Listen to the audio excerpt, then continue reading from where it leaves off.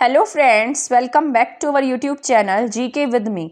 तो आज के इस क्लास में हम पढ़ेंगे हमारी साइंस का जो टॉपिक हमने स्टार्ट किया था उसको आगे कंटिन्यू करेंगे। कल की क्लास में आपको पता है मैंने आपको मैटर के बारे में पढ़ाया था कि मैटर क्या होता है, मैटर की स्टेजेस कौन सी, कितनी फॉर्म्स है मैटर की। इसके साथ साथ हमने कुछ इंपॉर्टेंट पॉइंट्स पढ़े थे, जैसे मेल्टिंग क्या होता है, कंडेंसेशन क्या होता है, वेपोराइजेशन क्या होता है। ये सारा हम कल की क्लास में जान चुके हैं। बट क्लास स्टार्ट करने से पहले मैं आपको बता देती हूँ, आज इसका लास्ट ऑफर है। आज शायद 20 तारीख की होगी, तो आज इसकी लास्ट डेट है। आज आपको ये सिर्फ 49 रुपीज़ में मिल रहा है। कल से इसका प्राइस जो है वो 99 रुपीज़ हो जाएगा। तो जिसने भी जनरल अवेयरनेस और एसएस के नोट्स नहीं परचेज किए हैं या जिसके लिए हेल्पफुल है या जिसको नीड लगती है वो इसे परचेज कर सकता है। तो ये आज मुझे बस यही बताना था कि आज इसकी लास्ट डेट है, कल ये 99 रुपीज़ के आपको मिलेंगे। तो यहाँ पर अब हम स्टार्ट कर देते हैं साइंस की क्लास को।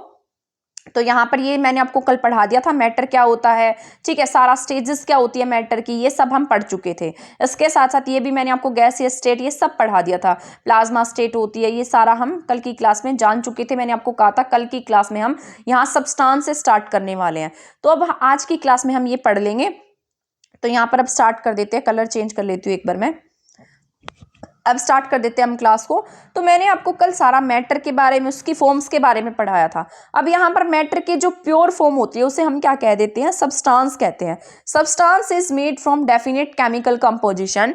जो सब्सटेंस होते हैं, जो पदार्थ होते हैं, वो किसी न किसी केमिकल कंपोजिशन से बने होते हैं और उनकी अलग अलग डिस्टिंक्ट क्या होती हैं, प्रॉपर्टी होती हैं। उनको हम क्या कह देते हैं, उन पदार्थों को केमिकल एलिमेंट या केमिकल कंपाउंड के रूप में क्लासिफाइड किया जाता है। तो यहाँ पर सब्सटेंस क्या होते हैं, सब्सटेंस होते हैं यहाँ पर मैटर की प्योर फॉर्म होती है। सबसे पहला पॉइंट तो यही है कि सब्सटेंस में ये क्या होंगे, मैटर की प्योर फॉर्म होगी, जिनको हम क्या कहते हैं, सब्सटेंस कहते हैं। सब्सटेंस बने होते हैं, डेफिनेट केमिकल कंपोजिशन होता है उनका और उनकी प्रॉपर्टीज होती हैं। पदार्थों को केमिकल एलिमेंट या केमिकल कंपाउंड के रूप में क्या किया जाता है, क्लासिफाइड किया जाता है। तो ये सारे क्या है, सब्सटेंस है।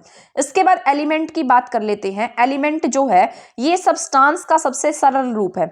जो सब्सटेंस था वो क्या था, मैटर का रूप था, ठीक है, मैटर की प्योर फॉर्म थी। लेकिन यहाँ पर जो एलिमेंट्स होंगे, जो तत्व होंगे, वो क्या होते हैं, सब्सटेंस का सिंपल फॉर्म होते हैं। इनको फिजिकल या केमिकल प्रक्रिया से सिंपल फॉर्म में डिवाइड नहीं किया जा सकता। जो सब्सटेंस थे उसको हम डिवाइड कर सकते हैं, लेकिन यहाँ पर जो एलिमेंट्स हैं, जो आपके तत्व होते हैं, उनको हम किसी ना किसी केमिकल रिएक्शंस के साथ में क्या नहीं कर सकते, डिवाइड नहीं कर सकते। यहाँ पर जैसे आपका ऑक्सीजन है, हाइड्रोजन है, मरकरी है, मरकरी को हम क्या नहीं कर सकते, डिवाइड नहीं कर सकते। आयरन है, आयरन को हम किसी केमिकल रिएक्शन से डिवाइड नहीं कर सकते। लेकिन अगर हम इनकी किसी न किसी के साथ में रिएक्शन कराते हैं, जब या दो से ज्यादा, यानी कि जैसे फेरस ऑक्साइड है, इसके साथ कोई रिएक्शन कराएंगे, तब वो बात अलग हो जाती है, तब ये एलिमेंट नहीं रहते। यहाँ पर ये क्या है, अलग अलग हैं, तो किसकी फॉर्म में है, ये एलिमेंट्स की फॉर्म में है। तो इन एलिमेंट्स को हम क्या नहीं कर सकते, किसी न किसी चीज में, किसी फॉर्म में डिवाइड नहीं कर सकते। तो ये बात याद रखनी है। तत्व सब्सटेंस का सबसे सिंपल फॉर्म होता है, जिसको फिजिकल या केमिकल प्रक्रिया से सिंपल फॉर्म में डिवाइड नहीं किया जा सकता। अब एलिमेंट्स के कुछ एग्जाम्पल हैं, जैसे ऑक्सीजन है, हाइड्रोजन है, आयरन है, कार्बन है, मरकरी है, ये सब क्या है, इसके एग्जाम्पल हैं। Elements are classified into, sorry 1 second, हमारा 1 सेकेंड क्या हो गया इसको, अब ठीक हो गया। Elements are classified into, elements को डिवाइड किया गया है मेटल्स में, नॉन मेटल्स में और मेटेलॉइड्स में। अब तक हमारे यहाँ पर अब तक टोटल 118 एलिमेंट की खोज हो चुकी है। ये मोस्ट इंपॉर्टेंट पॉइंट्स हैं, ये पूछे जाते हैं कि आपके पास में टोटल एलिमेंट्स जो है वो कितने हैं। तो टोटल एलिमेंट्स हमारे पास में 118 हैं। 94 एलिमेंट्स जो हैं वो क्या, कैसे मिले हैं, नेचुरल तरीके से मिले हैं, और 24 जो है वो किस में बनाए, लेबोरेटरी में बनाए गए हैं। तो ऐसे ये टोटल कितने हो जाते हैं, 118 एलिमेंट हमारे पास में, जो कैसी फॉर्म में होते हैं, सिंपल फॉर्म में होते हैं।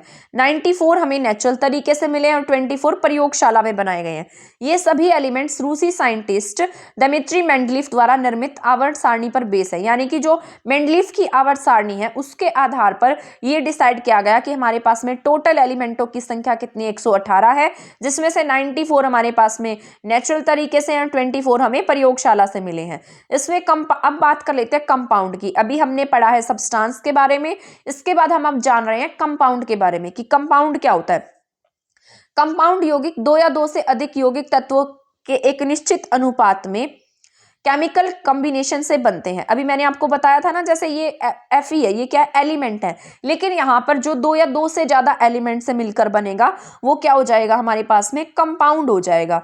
जो दो या दो से अधिक एलिमेंट से मिलकर बनता है वो क्या हो जाता है, कंपाउंड होता है, केमिकल कॉम्बिनेशन से बनता है। कंपाउंड को हम सिंपल फॉर्म में क्या कर सकते हैं, डिवाइड कर सकते हैं। जैसे आपके पास में H2O है, तो H2O तो वाटर का फॉर्मूला होता है, तो अब हम जब इसे डिवाइड करेंगे तो इसको कैसे लिखेंगे, हाइड्रोजन एंड ऑक्सीजन लिखेंगे। हाइड्रोजन के यहाँ पर हमारे पास में 2 मॉलिक्यूल्स हैं और ऑक्सीजन का 1 मॉलिक्यूल है, तो यहाँ पर इसको हमने क्या कर दिया, डिवाइड कर दिया। लेकिन अगर मान लो हम अलग से लिखते हाइड्रोजन, तब हम इसे डिवाइड नहीं कर सकते थे। ऑक्सीजन लिखते तब हम इसे डिवाइड नहीं कर सकते थे, क्योंकि ये क्या है, हमारे पास में एलिमेंट्स हैं। लेकिन यहाँ पर जब ये दोनों इकट्ठे हो जाते हैं तो ये किसकी फॉर्म बनाते हैं, कंपाउंड की फॉर्म बना देते हैं। तो यहाँ पर ये क्या हो जाते हैं, हाइड्रोजन एंड क्या हो जाएगा यहाँ पर ऑक्सीजन। हाइड्रोजन के मॉलिक्यूल 2 है और ऑक्सीजन का मॉलिक्यूल 1 है। इसके बाद NaCl की हम बात करते हैं, तो NaCl यानी कि नमक है, तो Na और Cl, यहाँ पर Na भी 1 है और Cl भी हमारे पास में 1 है, तो दोनों का कॉम्बिनेशन किसका है, 1 का है। तो यहाँ पर जो NaCl है वो भी किसका काम कर रहा है, एक कंपाउंड का काम कर रहा है। तो आई होप आपको यहाँ तक समझ में आ गया होगा। अभी मैंने आपको क्या क्या पढ़ाया है, यहाँ पे हमने पढ़ा है सब्सटेंस के बारे में। सब्सटेंस सिंपलर फॉर्म होती है, मैटर की प्योर फॉर्म होती है, ठीक है। इसके साथ साथ ये किससे बनते हैं, डेफिनेट केमिकल कंपाउंड से बनते हैं। यहाँ पर पदार्थों को क्या कहा जाता है, केमिकल एलिमेंट या केमिकल कंपाउंड में क्लासिफाइड किया जाता है। इसके बाद यहाँ पर हमने जाना था, इसके बाद सब्सटेंस के बाद हमने जाना यहाँ पर एलिमेंट्स के बारे में। एलिमेंट्स के बाद हमने यहाँ पर पढ़ा है अब कंपाउंड के बारे में, ठीक है। तो अब हम जानते हैं मिक्सचर क्या होता है। मिक्सचर होता है अनिश्चित अनुपात में दो या दो से अधिक पदार्थों का ऐसा फिजिकल कॉम्बिनेशन जिसमें कोई केमिकल रिएक्शन ना हो और उसकी मूल विशेषताओं में कोई चेंज ना हो। यानी कि ऐसा जरूरी नहीं है कि मिक्सचर जो वो कोई फिक्स्ड अनुपात में होगा, अनिश्चित अनुपात हो सकता है जिसमें दो या दो से अधिक पदार्थों का क्या होगा, कॉम्बिनेशन होता है और उसमें कोई केमिकल रिएक्शन नहीं होती और उसकी जो फिजिकल जो उसकी मूल विशेषताएं हैं उसमें कोई भी चेंज नहीं होता। वो क्या होता है, हमारे पास में मिक्सचर होता है, ठीक है। ऐसा फिक्स्ड रेशो नहीं होगा उसमें, और वो क्या हो सकता है, दो या दो से अधिक पदार्थों का मिक्सचर कॉम्बिनेशन हो सकता है, तो उसे हम क्या कहेंगे, मिक्सचर कहेंगे। एग्जाम्पल है फिल्ट्रेशन, डिस्टिलेशन और सब्लिमेशन। इसके द्वारा मिश्रण में प्रेजेंट अवयव को क्या किया जा सकता है, दूर किया जा सकता है। जैसे फिल्टर करते हैं हम किसी चीज को, तो उसके अंदर जो अशुद्धियां होती है उसे हम क्या करते हैं, दूर करते हैं, ठीक है। इसके बाद यहाँ पर है mixture are of 2 types. Mixture 2 तरीके का होता है, एक होमोजीनियस मिक्सचर होगा और एक हिट्रोजीनियस मिक्सचर होता है। होमोजीनियस की बात कर लेते हैं, दो या दो से अधिक पदार्थों का मिक्सचर जिसमें प्रेजेंट पदार्थों का यूनिफॉर्म होता है उसे ट्रू सॉल्यूशन कहा जाता है। जैसे मान लो यहाँ पर होमोजीनियस मिक्सचर है, जैसे वाटर और शुगर है, वाटर एंड सोल्ट है, इसे हम क्या कहेंगे, होमोजीनियस कहेंगे। यानी कि जब हम पानी के अंदर शुगर को मिलाते हैं तब उसका जो कलर है या फिर मतलब उसमें थोड़ा चेंज नहीं आता। जैसे वाटर एंड सोल्ट है, उनमें भी कोई चेंज नहीं आएगा। तो यहाँ पर दो या दो से अधिक पदार्थों का मिक्सचर जो प्रेजेंट पदार्थों का यूनिफॉर्म होता है, सेम दिखाई देगा, वो कैसा होगा, ट्रू सॉल्यूशन होता है। होमोजीनियस को हम क्या कह देते हैं, ट्रू सॉल्यूशन भी कह देते हैं। जैसे वाटर और शुगर है, वाटर एंड सोल्ट है। हिट्रोजीनियस की बात करते हैं तो हिट्रोजीनियस में दो या दो से अधिक पदार्थों का ऐसा मिश्रण जिसमें प्रेजेंट पदार्थों का संगठन एकमात्र समान दिखाई ना दे। यानी कि जब हम मतलब किसी भी सॉल्यूशन में, अब मान लो जैसे कोई मिक्सचर है और वो दोनों सेम है, मतलब उनमें कोई चेंज नहीं आ रहा, तो होमोजीनियस होगा। लेकिन जहां पर चेंज होगा, यानी कि जो एक जैसा दिखाई नहीं देगा, जहां पता लगेगा कि इसमें कुछ ना कुछ ऐड किया गया है, तो वो कैसा सॉल्यूशन हो जाएगा, हिट्रोजीनियस मिक्सचर हो जाएगा। तो दो या दो से अधिक पदार्थों का ऐसा मिश्रण जिसमें प्रेजेंट पदार्थों का संगठन एक समान दिखाई नहीं देता है, वो कैसा होता है, हिट्रोजीनियस मिक्सचर होता है। एग्जाम्पल है यहाँ पर water and oil, water and sand क्या इसके एग्जाम्पल हैं। तो हिट्रोजीनियस मिक्सचर का एग्जाम्पल क्या होगा, वाटर एंड ऑयल होगा, वाटर एंड सैंड होगा। एंड देन हम चलते हैं नेक्स्ट पॉइंट पर। ये मोस्ट इंपॉर्टेंट है, ये पूछे जाते हैं, तो छोटी क्लास में जो बच्चे होते हैं ना, उनके भी बुक्स में ये आजकल देने लग गए हैं, ठीक है। तो यहाँ पर ये जो सॉल्यूशन होता है, तो दो या दो से अधिक पदार्थों का जो मिश्रण होगा उसे हम क्या कहेंगे, सॉल्यूशन कहेंगे। जैसे वाटर एंड सोल्ट है, ये मिलकर क्या बना रहे हैं, एक सॉल्यूशन बना रहे हैं। सॉल्यूशन से निर्मित पार्टिकल का साइज बहुत स्मॉल होता है, इन्हें देखना पॉसिबल नहीं होता और इन्हें हम क्या नहीं कर सकते हैं, अलग नहीं कर सकते। तो यही मैंने एग्जांपल दिया वाटर एंड सोल्ट। अब वाटर के अंदर जब हम सोल्ट को डिजोल्व कर देते हैं तो हम उसे नहीं देख पाएंगे, क्योंकि वो उसके अंदर क्या हो गया है, डिजोल्व हो गया, उसके अंदर घुल गया है। तो ये क्या होता है, हमारे पास में एक सॉल्यूशन होता है। अब सॉल्यूशन भी दो टाइप के होते हैं, यहाँ पर टू टाइप होता है, एक सोलवेंट होगा एंड सोल्यूट होगा। ये भी एग्जाम में पूछ लिए जाते हैं। सोलवेंट यानी कि विलायक, ठीक है। सोलवेंट वो होता है वह पदार्थ जिसमें दूसरे पदार्थ डिजोल्व होते हैं, ठीक है। जैसे आपका पानी है, अब यहाँ पर हमने वाटर लिया, वाटर क्या है हमारे पास में, सोलवेंट है। सोल्यूट की बात कर लेते हैं, तो जो सोल्ट है वो हमारे पास में क्या है, सोल्ट हमारे पास में सोल्यूट है, जिसको किसमें ऐड किया गया, सोलवेंट में ऐड किया गया। तो यही बात यहाँ पर लिखी गई है। सोलवेंट क्या है हमारे पास में, विलायक है, वह पदार्थ जिसमें दूसरे पदार्थ डिजोल्व होते हैं वह क्या होता है, सोलवेंट होता है। इसका एग्जाम्पल हम वाटर ले सकते हैं। सोल्यूट जो सोलवेंट में घुल जाता है, जैसे नमक है, अब नमक जो है वो किस में घुल जाएगा, पानी में घुल जाएगा। तो यहाँ पर नमक हमारे पास में क्या हो गया, सोल्यूट हो गया, और पानी हमारे पास में क्या हो गया है, सोलवेंट हो गया है। और ये दोनों मिलकर क्या बना देंगे, एक सॉल्यूशन बना देंगे। तो ये बात आपको याद रख लेनी है, ये आपके लिए इंपॉर्टेंट है। आई होप ये आपको समझ में आ गई होगी। तो जल में जो नमक घुलेगा वो क्या बनाएगा, एक सॉल्यूशन बनाएगा। वाटर क्या होता है हमारे पास में, सोलवेंट होता है, नमक सोल्यूट होता है, और दोनों मिलकर क्या बना देते हैं, सॉल्यूशन बना देते हैं। अब हम चलते हैं नेक्स्ट पॉइंट पर, कॉन्सेंट्रेशन ऑफ सॉल्यूशन। सॉल्यूशन की कॉन्सेंट्रेशन क्या होती है, बस इसका फॉर्मूला याद रख लेना। विलय में सोल्यूट की मात्रा और सॉल्यूशन की मात्रा, ठीक है। तो ऊपर क्या आएगा, सोल्यूट, ठीक है। जो भी विलय है उसमें सोल्यूट की मात्रा, यानी कि सोल्यूट की मात्रा और सॉल्यूशन की मात्रा। ये यहाँ पर मैं लिख देती हूँ, इंग्लिश में लिख देती हूँ। कॉन्सेंट्रेशन ऑफ सॉल्यूशन को हम कैसे फाइंड आउट करते हैं, तो यहाँ पर पहले सॉल्यूशन लिखेंगे, उसके बाद यहाँ पर आप क्या लिखोगे, सोल्यूट, और डिवाइड में क्या आ जाएगा आपका, सोलवेंट, विलियन की मात्रा आ जाएगी, ठीक है। विलियन यानी कि सॉल्यूशन। तो इससे आप क्या फाइंड आउट कर लेंगे, concentration of solution find out कर लेंगे। यहाँ पर सॉल्यूशन लिखा है वही नीचे आएगा, और ऊपर में क्या आ जाएगा, सोल्यूट आ जाएगा। तो ये क्या होती है, कॉन्सेंट्रेशन ऑफ सॉल्यूशन होता है। इसका फॉर्मूला याद रखना है, भूलना नहीं है। डिवाइड में क्या आ जाएगा, सॉल्यूशन, और ऊपर क्या आएगा इसमें, सोल्यूट। तो इसे हम क्या कहते हैं, कॉन्सेंट्रेशन ऑफ सॉल्यूशन कहते हैं। अब नेक्स्ट पॉइंट है, जिसमें सोल्यूट की मात्रा ज्यादा होगी वह कॉन्सेंट्रेटेड सॉल्यूशन होता है। मान लो यहाँ पर एक हमारे पास में पानी का और नमक का सॉल्यूशन है, तो यहाँ पर नीचे क्या है, पानी, और यहाँ क्या लिखा हमने, नमक। मान लो जिसमें नमक की मात्रा जितनी ज्यादा है वो क्या होगा, उतना ही सांद्र विलयन होगा, उतना ही कॉन्सेंट्रेटेड सॉल्यूशन होगा।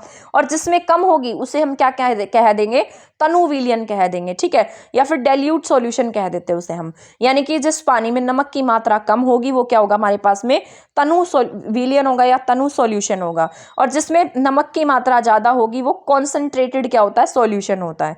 तो ये आपको याद रखना है, इंपॉर्टेंट है। इसके बाद चलते हैं नेक्स्ट पॉइंट पर, सैचुरेटेड सॉल्यूशन। सैचुरेटेड सॉल्यूशन क्या होता है, जब कोई टेम्परेचर पर सॉल्यूशन में और ज्यादा सोल्यूट घोलना पॉसिबल ना हो तो वो क्या हो जाता है, सैचुरेटेड हो जाता है। यानी कि वो पूरी तरीके से क्या हो चुका है, डिसोल्व हो चुका है। यानी कि किसी टेम्परेचर पर एक सॉल्यूशन लिया, उसमें और ज्यादा हम क्या नहीं कर पा रहे हैं, कोई भी चीज ऐड नहीं कर पा रहे हैं, तो वो क्या हो जाता है, हमारे पास में सैचुरेटेड हो जाता है। उसे हम क्या कह देते हैं कि ये कैसा है, सैचुरेटेड है। इसके बाद चलते हैं नेक्स्ट पॉइंट पर, अनसैचुरेटेड पर। जब तक सॉल्यूशन में और सोलवेंट घोलना पॉसिबल है तो वो अनसैचुरेटेड होगा, इसका अपोजिट है। यानी कि किसी सॉल्यूशन में हम सोलवेंट और डाल सकते हैं तो वो क्या है, अनसैचुरेटेड है। और अगर हम उसमें और ज्यादा सोलवेंट नहीं ऐड कर सकते हैं तो वो क्या हो जाएगा, हमारे पास में सैचुरेटेड हो जाएगा। तो ये क्या है, सैचुरेटेड सॉल्यूशन और अनसैचुरेटेड सॉल्यूशन। तो इतना आपको याद रख लेना है, इंपॉर्टेंट है, ठीक है। अब इसके बाद चलते हैं सम कोलाइडल सॉल्यूशन। कुछ कोलाइडल सॉल्यूशन है हमारे पास में, जैसे झाग है। झाग क्या होता है, झाग किसके मिक्सचर से बनता है, जैसे इसमें गैस होती है और लिक्विड होती है, जैसे साबुन की झाग है। इसके बाद ठोस झाग की बात कर लेते हैं, तो ये क्या होगी, गैस से लिक्विड होगी। जैसे केक है, ब्रेड है, तो इसे हम सॉलिड फॉर्म कह देते हैं। सॉलिड फॉर्म जैसे ब्रेड की है, केक की है, तो वो गैस से किस में गई है, सॉलिड में गई है। पायस होता है, लिक्विड से लिक्विड में जाना, जैसे दूध है, क्रीम है, ये क्या होते हैं, पायस होते हैं, जिसे हम पायसीकरण भी कह देते हैं। जैसे ठोस एरोसोल है, ये सॉलिड से गैस में जाते हैं, जैसे धुआं है, तो किसका एग्जांपल है, ठोस एरोसोल का एग्जांपल है। तो अभी हमने पढ़ा है फॉर्म। फॉर्म क्या होती है? Gas to liquid. ठोस गैस क्या होती है? गैस से लिक्विड होती है। पायस लिक्विड से लिक्विड होता है। ठोस एरोसोल सॉलिड्स इन गैस होता है। इसके बाद है separation of component of a mixture. किसी मिक्सचर का सेपरेशन करना, तो ये भी एग्जाम में पूछे जाते हैं, ये मोस्ट इंपोर्टेंट होते हैं। जैसे क्रिस्टलीकरण है, इसके साथ साथ डिस्टिलेशन है, ठीक है, इवेपोरेशन है, सब्लिमेशन है, सेडिमेंटेशन है, फिल्टरेशन है, तो ये सारा आपका इंपॉर्टेंट है। आज की क्लास में मैं इसको कवर कर देती हूँ। तो यहाँ पर क्रिस्टलाइजेशन है, यहाँ पर ये किसी मिक्सचर से सॉलिड विलय को अलग करने का मेथड है। यानी कि कोई मिक्सचर है, ठीक है, और उस मिक्सचर में कुछ सॉलिड विलय है, जैसे कंकड़ पत्थर देखने को मिलते हैं आपको। मान लो कोई पानी है, पानी में क्या कंकड़ पत्थर है और उसको अलग किया गया है, इसे गर्म करने पर उपस्थित क्रिस्टल के रूप में अलग हो जाते हैं, तो उसको अलग करना ही क्या होगा? क्रिस्टलाइजेशन होता है। जैसे समुद्री जल से नमक निकाला गया, तो नमक क्या है? इसमें अशुद्धियां सॉलिड फॉर्म में पाया जाएगा, तो हमने समुद्र से क्या निकाल लिया? नमक निकाल लिया, तो उसे हम क्या करेंगे? क्रिस्टलाइजेशन कहेंगे। इसके बाद डिस्टिलेशन पर चलते हैं। आसवान विधि भी बोल देते हैं हम इसको। दो या दो से अधिक अलग अलग बॉइलिंग पॉइंट वाले पदार्थों के मिश्रण को उबालकर उसमें उपस्थित विभिन्न घनत्व वाले द्रवों को अलग किया जाता है। तो यहाँ पर कम बॉइलिंग पॉइंट वाले द्रव का वाष्पीकरण जल्दी, ये अलग पॉइंट है, यहाँ तक मैं आपको बता देती हूँ पहले। डिस्टिलेशन क्या होता है? इसे हम आसवान कहते हैं। दो या दो से अधिक अलग अलग बॉइलिंग पॉइंट वाले कोई पदार्थ है, उनके मिश्रण को हमने क्या किया है? उबाला है, और उबालकर उसमें जो भी अशुद्धियां वगैरह थी या जो उसमें उपस्थित घनत्व वाले द्रव थे, उनको क्या कर दिया? हमने अलग कर दिया, तो उसे हम क्या कहते हैं? डिस्टिलेशन कहते हैं, या आसवान विधि कह देते हैं। अब यहाँ पर कम बॉइलिंग पॉइंट वाला जो लिक्विड होगा उसका वाष्पीकरण क्या हो जाएगा? जल्दी हो जाएगा, क्योंकि वो बहुत जल्दी उबल जाएगा। और उच्च कवंतनांक वाले द्रव का वाष्पीकरण कैसा होगा? धीमा होगा, क्योंकि वो लेट उबलेगा, तो उसका वाष्पीकरण भी क्या होगा? लेट होगा। तो यही बात लिखी है। जैसे हमने अल्कोहल का निर्माण करना है, साबुन उद्योग में कुछ बनाना है, गिल्स रोल में, इन सब में क्या यूज किया जाता है? डिस्टिलेशन यूज होता है, या आसवान विधि का यूज किया जाता है, ठीक है। इसके बाद इवेपोरेशन पढ़ लेते हैं हम। इवेपोरेशन इस विधि में किसी द्रव लिक्विड सॉल्यूशन में घुली हुई ठोस सॉलिड को अलग करना। लिक्विड को गर्म करके लिक्विड वाष्प बन करके उड़ जाता है, सॉलिड नीचे स्तर पर रह जाता है, तो ये क्या हो जाता है? इवेपोरेशन होता है आपका, ये आपको पता ही है, ठीक है। इसके बाद हम पढ़ लेते हैं सब्लिमेशन। सब्लिमेशन आपको मैंने कपूर का एग्जाम्पल देकर बताया था कल की क्लास में। ऊर्ध्वापतन हम इसे कहते हैं, तो ये आपको याद रखना है।